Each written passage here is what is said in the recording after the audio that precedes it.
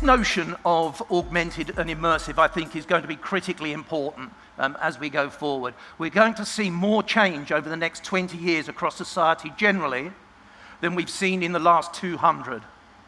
And I think that's something that is just so fundamentally different that we really need to try to start to get our heads around it, whether we're communicating marketing messages, whether we're driving in our cars, whether we're going to work. These fundamental changes will be so amazing, so different, that we're just not quite sure how to handle them yet.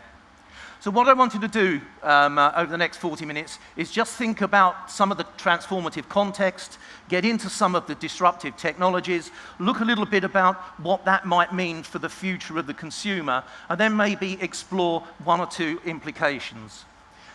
A lot of what I'm talking about is featured in the book, and I hope you, is it on there? Yep. I hope you all realize you can download a free copy of that book using that code. So I'm really happy to be able to make that offer to all the attendees, actually, at the next couple of events. One of the things I am going to be talking about is what I call exponentiality, and that is where we're seeing rapid approaches and new business models than we've seen before. Now, that's based in part on this notion of exponential technology development. And one of the things that we're trying to do in our business is take some of those lessons and start to think about what difference it is that we can make as we go to market with our product. So thinking about transformative context, what is the context for exponential technology developments that we're seeing? The first thing to say is that technology on its own is one of the critical drivers. What we're actually seeing is a whole mass of disruptive megatrends that are really changing the world that we live in. New urban infrastructure, energy and environment. We've heard some of these things mentioned today, including social and demographic shifts. So I'm going to just touch on a couple of them, but I just wanted to make the point that none of these things exist in isolation. The fundamental changes that we're going to be seeing over the next 20 years result from all of these drivers acting together. So what are the kind of things that we mean by social and demographic shifts? And we'll pick this up again a little bit later on. And some of this has already been mentioned, but I just want to reinforce individual ownership of health, wellness, and well-being. So taking personal responsibility, having the information to take responsibility on what we do, how we behave, how we act. Aging society, generational expectations, these things are changing. They're not changing in isolation, though. They're changing together. Because while we have generational expectations changing, we also have more generations living at the same time. We could be coming into a world where 6 generations of the same family are alive within the economy. And that really fundamentally changes, I think, the way that we communicate with people around our products and services. One of the other things I wanted to pick up on is this notion of when two worlds collide. So what do I mean by that? Well, the traditional world, I suppose, is probably the world that I'm from. So I imagine things that are made. I imagine things that are manufactured. I imagine things of a physical nature. When I think of technology, I see technology as a tool. It's part of the solution, but it's not the solution. People in the digital world, part of this global brain, actually see something a little bit different. They see a world that is technology. They see data as the new oil, if you like. Everything they do can be lubricated by data. Data is actually the new currency. And that's a fundamental shift that we really need to get our heads around. What does that mean? Well, actually, it changes what every sector across business is likely to want to try to do. And that represents an opportunity and a challenge for us, because we all know what has been successful for us in the past. We don't necessarily know what will be successful in the future, but there are lots of examples around for businesses and companies that have ignored the signals. So do we want to play by the rules of the game that we've seen in the past? Or do we want to create a new game? And if we do decide to create a new game, are we actually capable of doing that inside our organizations? Do we have the DNA that's needed to help us change? I'd argue, actually, that one of the things that makes that difficult is organizational size. So the bigger our organizations are, the more difficult some of these changes are to actually enact. So what we do sometimes see is we see new players coming into the market with exponential ideas and really changing the nature of specific marketplaces. The issue of exponential growth. So if you take that forward, we're potentially seeing computers 128 times more powerful than we see now in 7 years' time. What does that do to what we can do with data? What does that do to the ability of artificial intelligence to change almost every aspect of our lives? This notion of exponential growth that I've touched on a couple of times, it's not just about the data, it is about how we change and how we change what we do in our organizations, how we reach out to customers and consumers, how we reach out to the people that work with us, and how we potentially change the way that we interact with society around work. Does this issue of exponentiality work? Well, I would argue that here are a group of companies that it does do. So Airbnb, I was interested in this notion of how hotels are promoting themselves. Airbnb is a very untraditional organization, as I'm sure you all know. It's taken a particular market sector, it's used existing technologies, but it's created a completely new business model and now has round about 90 times more listings than an average hotel. And I wonder, could a Hilton do an Airbnb? So this nature of what's the potential for us to change our organizations, what's our organizational DNA, is critical when we start to think about how it is that we can change. I won't go through that whole list of companies, but I think you get the sense that they're from different sectors. So this notion of exponentiality is not restricted to one business sector. We're actually seeing it right across the gambit. So what do investors think of companies that exhibit these kind of approaches? Well, actually, investors seem to quite like them. So if we look at some of the growths in market capitalization and some of these innovation-led organizations, they're outstanding. They're stunning. Uber is my favorite, actually. Within 8 years, well, in actual fact, it's 5 to 6 years, its valuation has moved from $2 to $62.5 billion. So this notion of change, this notion of bringing new ideas, this notion of exponentiality in the way that we go to market with our propositions is appealing not only to customers, but it's also appealing to investors. So what about some of the disruptive technologies? What is it that we're actually seeing that is really going to change the way that we do business in the future? For my mind, artificial intelligence is the really big game changer. Artificial intelligence is an area of science that emphasizes the creation of intelligent machines that work and act like humans. Now, at the moment, what we're seeing is we're seeing very smart, what I would call narrow artificial intelligence. And what I mean by that is, whilst it's very clever that the Google artificial intelligence can beat the world Go champion, it can learn from observing what's going on and how the game is played and develop an appropriate strategy. That artificial intelligence has been established to do that specific job. As we move forward, and there's already a lot of work going on in this way, what happens when we start to create artificial general intelligence? So that we can have artificial intelligence machines that are capable of making up their mind across a number of different types of interventions and interactions. That really starts to fundamentally change what we do, what we think, and brings into the realm of possibility of truly emotionally intelligent machines. Now, there's a lot of debate and discussion about when we arrive at that point. But what if it's 10 years' time? What if it's 20 years' time? What if it's 30 years' time? How does that change the consumer base you're marketing to? Because all of a sudden, humans are not necessarily the only type of beings you're marketing to. I might have a digital assistant that I hand off all my travel buying to, my Christmas present buying, because actually the digital assistant I have knows my wife better than I do. Maybe not.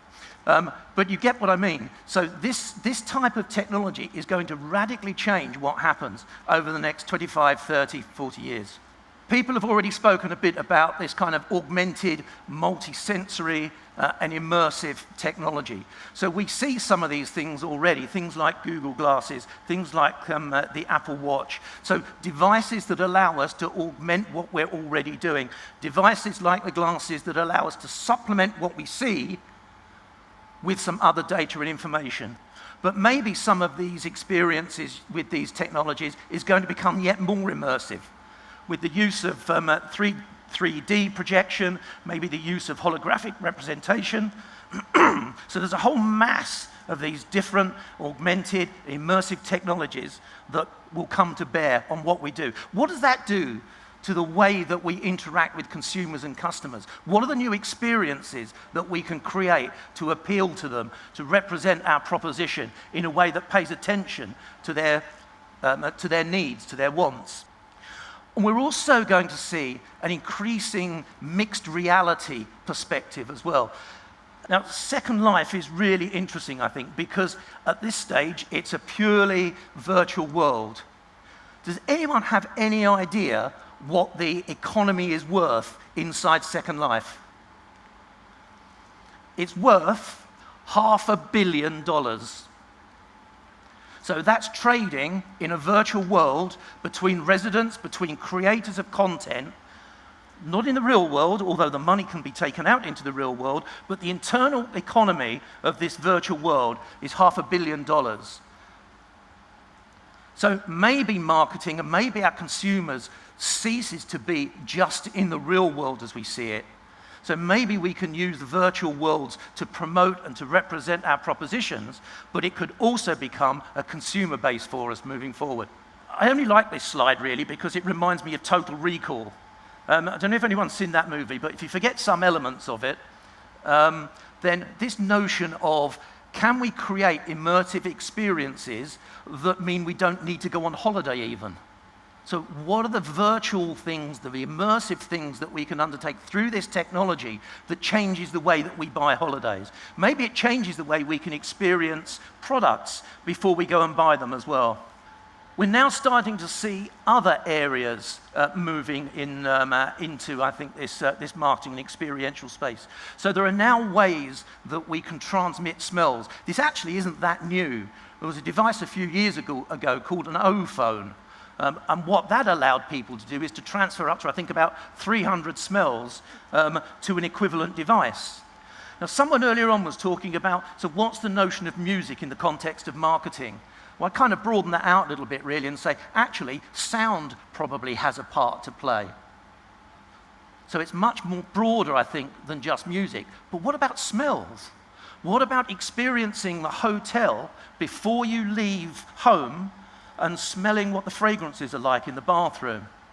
Maybe it actually goes a little bit broader than that, because maybe there's technology that will allow us to taste the food in the restaurant as well.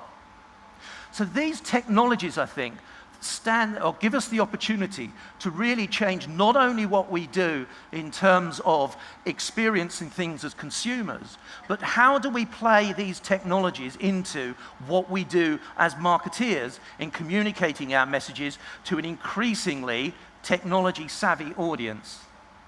One of the sessions earlier on was really good in the way that it talked, in the way that the presenter talked about data and the way that we could use that. And I think this is a really interesting point that I'd like to spend a minute or two just talking about. Because if we think about the way that people are connected across the internet now, particularly through social media, be that through the music they choose, be that through the pictures they're sharing, be that the way they're communicating with email, whatever it might be, there's this emerging mass of data that's being created around an internet of people, as I would frame it. On the other side, the Internet of Things is likely to leave us with somewhere around 200 billion devices, according to one estimate, that can be interconnected over the next few years. There's a massive data there as well. So if you go back to what I said earlier on about the exponentiality of the technology, we kind of need that exponential development of technology, ability to process all this data, ability to make sense of it through the use of artificial intelligence in order to really maximize the data that we're going to be generating through the Internet of People, the Internet of Things. At the moment, I suspect that many people feel that we're actually drowning in all this data. There is so much of it. And actually, that's the point. There is so much of it that we do need some help. Maybe we need the help from the artificial intelligence applications that we see now.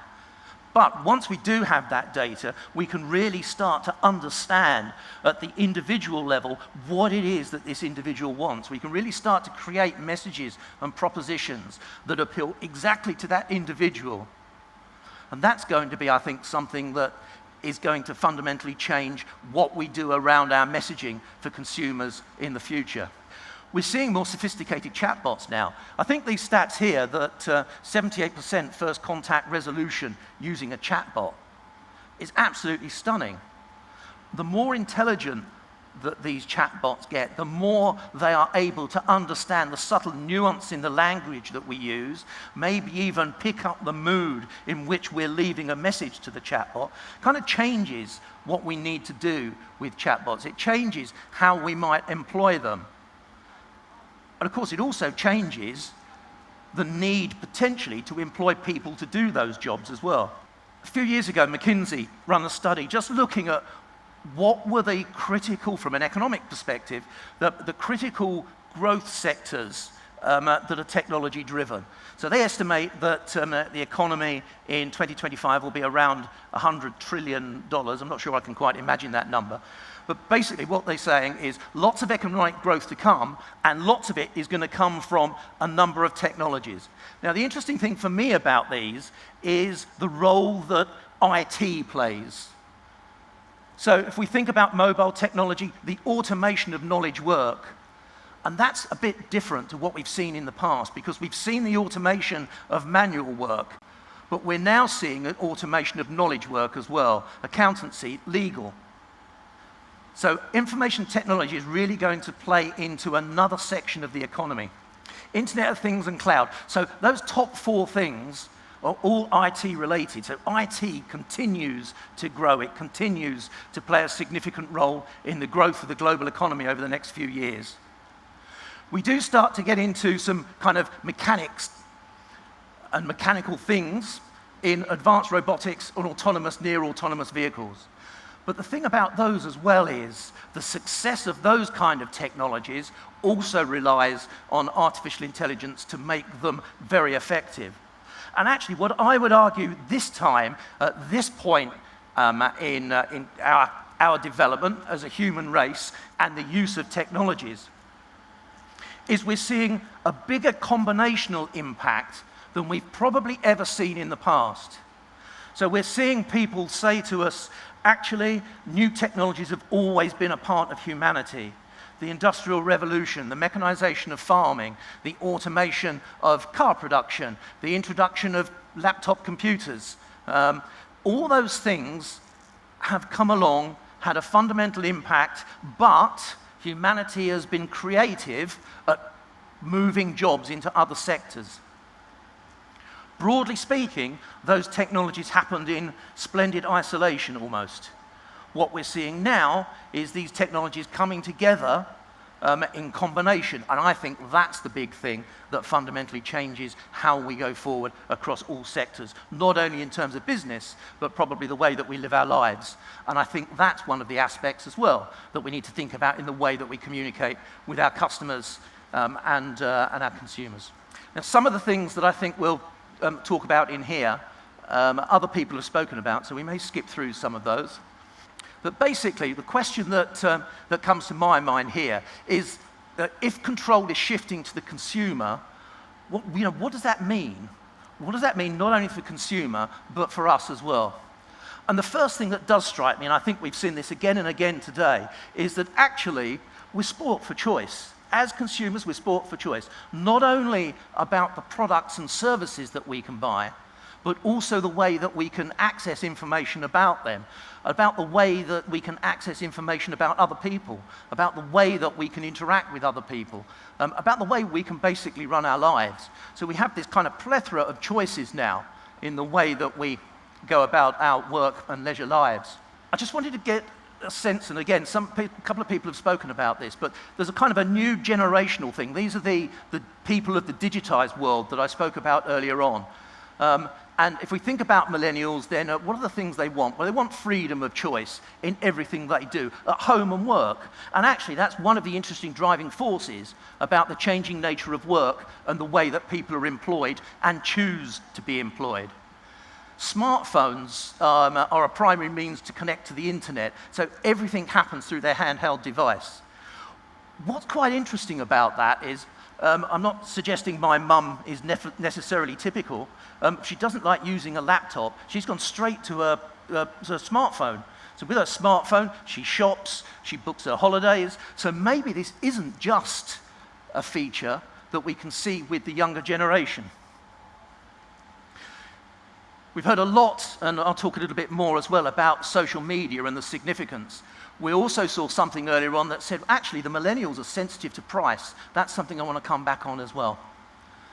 There are a number of things that millennials like. Interestingly, I think, for me anyway, they embrace loyalty programs as well. So there's an interaction, there's an expectation of some kind of interaction, some kind of relationship. Now, Gen Zs, something slightly different happens here, because they're actually happier with access than ownership.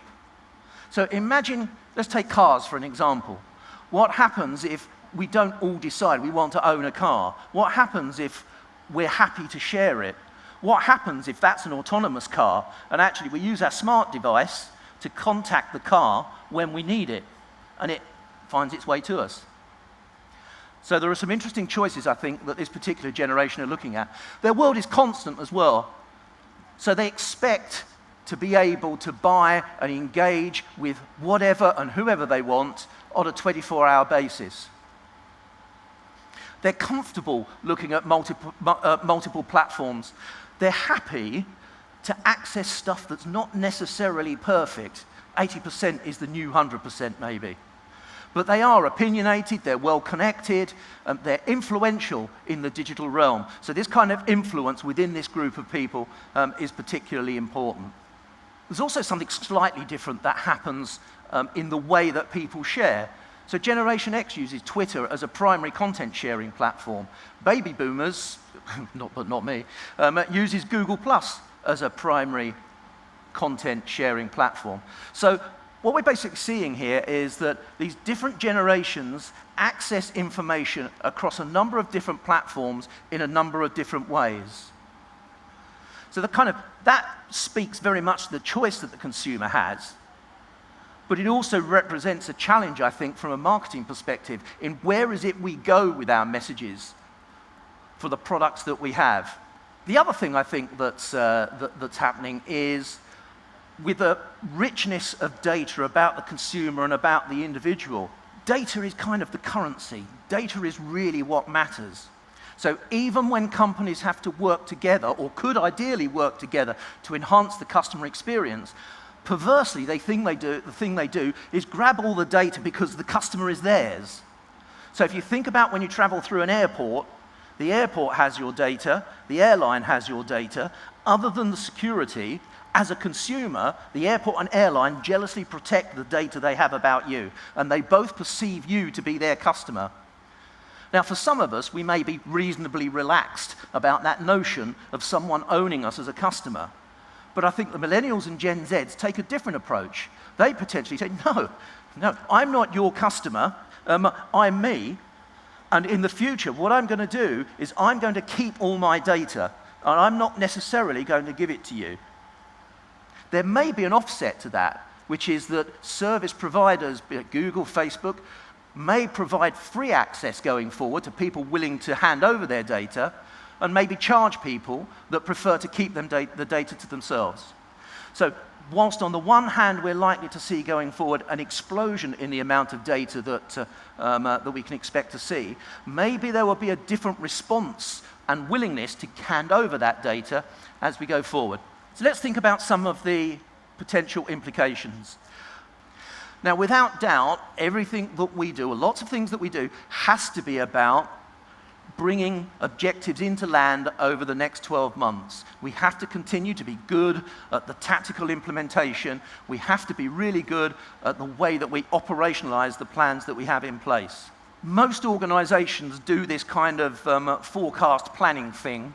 They spend lots of interesting man hours, woman hours, looking forward 3 years, developing a point forecast, trying to find opportunities to grow the business and trying to mitigate the risks.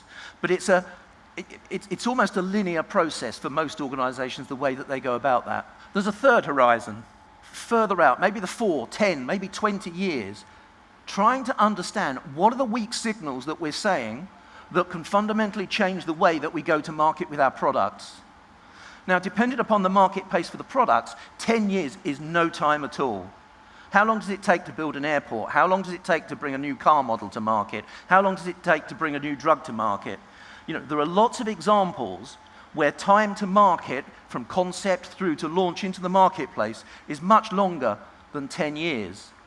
So what is it that we need to do to try and understand that far future? Because that could have an impact not only in the product that we design, but also in the way that we start to communicate about it.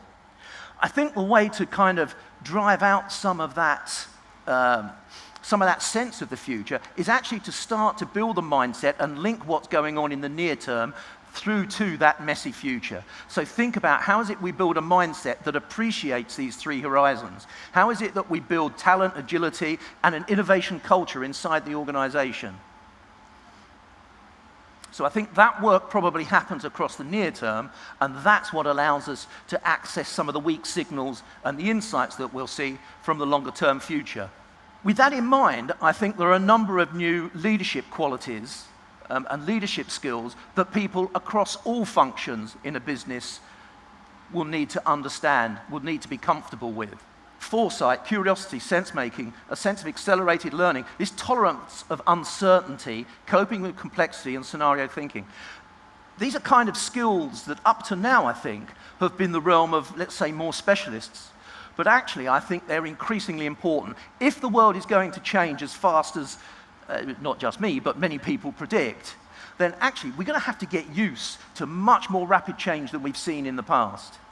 This is going to be something that's going to be so different to what we've experienced. It's going to challenge everything from the way that we govern, from the way that we regulate, as well as the way that we market, because consumers are changing the way they interact with our propositions. If we think about what we've seen in the past, then most organizations have probably been pretty good down here. So what I would term as ordinary management. So we're thinking there, we're pretty sure what's going to happen next, because things don't tend to change very much. We can generally agree what we need to do, and we can, be pretty comfortable that we can be good and get better. I think up here, we're coming into a realm where actually we're far from agreement in what the issues are even, never mind what the solution is. It's far from certain. And I think that's what drives me to say we actually need something very different. We need a notion around extraordinary management or extraordinary leadership to really start to make sense of what's going on and think about what it means for us in our businesses and the way that we interact with people, both inside and outside the business. Who was this? Credit Suisse. Looked at the potential for the virtual reality and augmented reality market. And what they basically say is, by 2025, and I'll let that sit because that's really not that far out, virtual reality and the augmented reality marketplace will be the same size as the smartphone market. Now, if we think about how transitional smartphones have been to the way we live and work, then I wonder how transitional virtual reality and augmented reality is going to be when we see those features built into a whole load of devices that we're maybe not used to seeing it in just yet. So if we're already seeing 4 billion daily views of YouTube on 1 billion users worldwide, and we're expecting to see a significant increase in internet users across the globe, then what's going to happen there? What's going to happen with Facebook? But actually, any individual now can go and create an impactful video. So perfection isn't necessarily what's required across these platforms, particularly if it's your consumers demonstrating their practical experience with one of your products. And we've already spoken about how powerful consumers' networks are in the way that they influence their friends and their family. I'm sure most people are familiar with the Cisco, by 2020, 82% of consumer internet traffic will be video. The one that really makes me smile, I think, is that global internet traffic will grow by 95 times the 2005 levels by 2020. These kind of forecasts, I think there's a fairly reasonable groundswell of opinion that they're likely to happen. So it does seem to me that that's likely to be where the action is. I think when we start to think about the opportunities, the possibilities of virtual reality and augmented reality, we're really going to get into some new space about how people experience the world, whether that's the experience of your products or whether that's other life experiences that they may choose to enjoy through technology devices. Forgive me, I can't remember who the speaker was, but I was really intrigued by the idea that was kind of couched of these kind of more niche platforms. And niche platforms are really quite handy if you think about social media. So if you've got a large cohort of people, or a cohort of people with a specific interest, they're kind of sitting ducks almost for marketing messages. So it'll be interesting to see how niche platforms develop, whether there'll be greater diversity in what the platforms aim to do. We're also going to be seeing, I suspect, artificial intelligence on the big platforms creating a more personalized experience. So if Facebook, Google, Snapchat, whoever, have got all this data about us, and they're better at using that data, not only in analyzing what's happened, but maybe also getting into predictive analytics about what we're going to do next, maybe before we know we're going to do it next, then some of these other platforms will take off and be able to create and provide even more service than we're seeing at the moment. It's interesting that this kind of notion of one-stop shop on the internet, I think, is starting to build. I was preparing for this presentation. I was amazed to see that the Facebook search algorithm completes 1.5 billion searches a day. That's not bad if you think that Google is doing 3.5. I think we're going to see some of these technologies I've already spoken about appear in social media as well. So things like augmented reality, virtual reality. I think we'll also see some kind of connectivity between wearable technology and social media as well. So at the moment, most people own sort of around one device maybe. By 2020, maybe people will own an average of 8 wearable devices. What happens to all that data? What is the kind of insight to consumer behavior you may be able to glean by accessing wearable tech data? I think some of these technologies will also provide new ways in the way that we communicate with each other. So maybe we don't communicate with each other in, let's call it for now, the real world anymore. Maybe we do choose to communicate in a virtual world. Maybe we have more than one identity. Maybe I'm Steve Wells in the real world, but maybe I'm Ethel in a virtual world. So this kind of opportunity for us to create a new us, to explore new aspects of us, a new personality, maybe even a new gender, is something that we've probably not seen before, but does represent an opportunity now. How does that change a notion around marketing and propositions for someone that has multiple personalities across different platforms? So I've spoken a little bit about what are the kind of the skills, what are the kind of approaches that we need when we think of a world with exponential technology development, an explosion of possibility, if you like, through a number of new technologies. Well, actually, we still need to understand the customer first. We still need to understand what that customer needs, the customer behaviors, how they will interact with the proposition we represent. So it's not necessarily now just about the product, it's actually about the way that we engage with them. Once we've done that, we should then look at the enabling technology. And I think when we have those two pieces together, then we can start to think about, so what is the impact on the business model that we currently have? Should we be working in a completely new marketplace? Should we be operating with a new product? Should we be developing a new proposition? Should we be developing new channels, not only to market, but channels in the way that we communicate with the people that we want to get to? And I find it quite interesting that Steve Jobs, who seemed really good at helping customers believe he had a product that they needed before they needed it, should have said that.